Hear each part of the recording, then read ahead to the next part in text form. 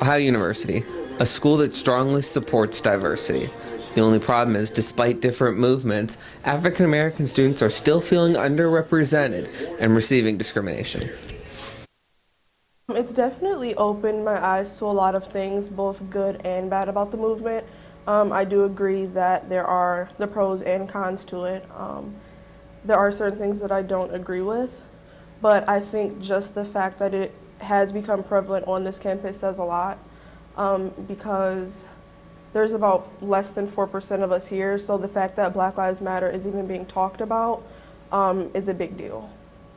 The Multicultural Center, located on the second floor of Baker, provides a lot of different groups for minority students to help make their transition to college a lot easier. One of those groups being United Sisters, which Smith is a part of. I love the Multicultural Center. I began going there last year, which was my freshman year.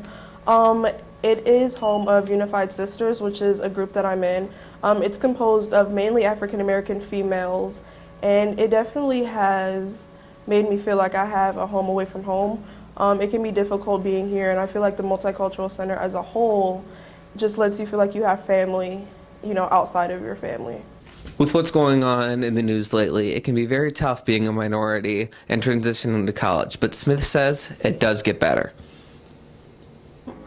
I would definitely say for the minority students, male or female, just kind of stick it out, because being here can be overwhelming.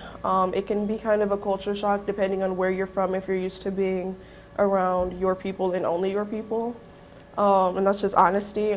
So I would say stick it out. It does get better. Surround yourself with people who are like you and people who are not like you. Definitely keep an open mind when being here. And just know that you guys can do anything you put your mind to. Despite the low representation, the university has tried to reach out to African American students through different African American studies classes and an exhibit on the 5th floor of Alton. For WEB, I'm Mitchell Lyons.